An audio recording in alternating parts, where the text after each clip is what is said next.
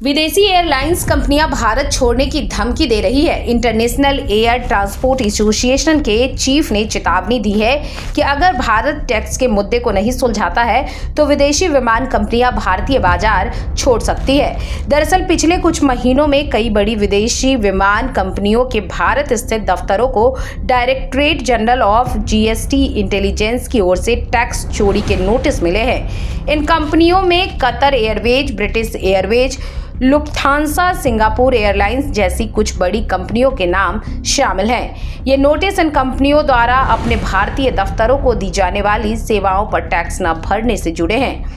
Dubai में IATA annual general meeting में directorate general Willie once ने एक सवाल का जवाब देते हुए कहा कि इन सब चीज़ों की वजह से ये हो सकता है कि ये विमान कंपनियां भारत छोड़कर चली जाए।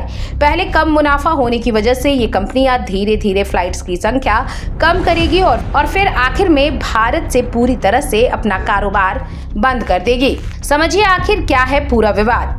DGCA ने विदेशी विमान कंपनियों को नोटिस इसलिए भेजे क्योंकि उन्होंने कई सर्विस पर टैक्स नहीं भरा। विदेशी विमान कंपनियों को परेशानी इसलिए हो रही है क्योंकि अक्टूबर 2023 से ही उन पर DGCA नजर रखे हुए है। ये सरकारी विभाग टैक्स चोरी रोकने के लिए बना है और इनका कहना है कि विदेशी विमान कंपनियों के भारतीय ऑफिस अपनी मुख्य कंपनी से ली जाने वाली कई सेवाओं पर GST नहीं दे रहे हैं। इन सेवाओं में विमानों का रखरखाव, क्रू मेंबर्स को पेमेंट, तेल और विमान को लीज पर लेने का रेंटल शामिल है। इंटरनेशनल एयर ट्रांसपोर्ट एसोसिएशन ने भारत सरकार को लेटर लिखकर अपनी बात कही है। उनका कहना है कि सर्विस देने की जगह हेड ऑफिस और ब्रांच ऑफिस दोनों को नहीं माना जा सकता। एयरलाइंस को सिर्फ उसी चीज पर टैक्स भरना चाहिए जो भारत में टैक्स के दायरे में आता है। मसलन भारतीय स्टाफ के विदेश में रहने के लिए होटल के खर्चे पर टैक्स देना चाहिए। एक एयरलाइन के बड़े अफसर ने इकोनॉमिक टाइम्स को बताया कि जब किसी विदेशी विमान कंपनी को भारत में उड़ान भरने की इजाजत मिलती है तो Directorate General of Civil Aviation इजाजत उनकी पूरी दुनिया के हेड ऑफिस को देता है, न कि भारत की यूनिट को।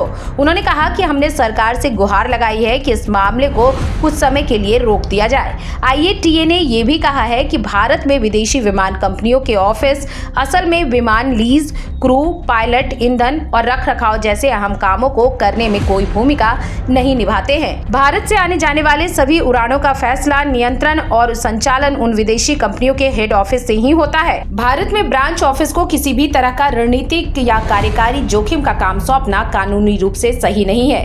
इंटरनेशनल एयर ट्रांसपोर्ट एसोसिएशन के डायरेक्टर जनरल विली वॉल्स का मानना है कि भारत में बहुत ज्यादा तरक्की की गुंजाइश है, लेकिन इसको भुनाने के लिए सरकार को सही नीतियां बनानी होंगी। अगर आप चीन का बाजार देखें तो उसका दुनिया के एयर ट्रांसपोर्ट का 12% हिस्सा है। ये इस बात का संकेत है कि भारत में भी इतनी ही तरक्की हो सकती है, पर यह सिर्फ सही सरकारी नीतियों से ही मुमकिन है।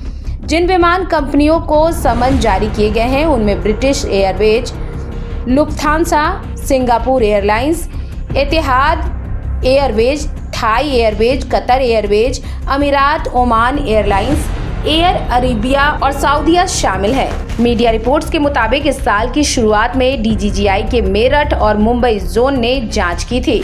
ब्रिटिश एयरवेज, सिंगापुर एयरलाइंस जैसी कंपनियों ने DGCA की कार्रवाई को स्वीकार कर लिया है और ये एयरलाइंस अधिकारियों के साथ सहयोग कर रही है, लेकिन उन्होंने इंटरनेशनल एयर ट्रांसपोर्ट एसोसिएशन के पास अपनी नाराजगी भी दर्ज कराई है। IATA की स्थापना साल 1945 में कुछ एयरलाइन कंपनियों ने की थी। आज दुनिया भर की 300 से ज्यादा एयरलाइंस कंपनियां इसकी मेंबर हैं।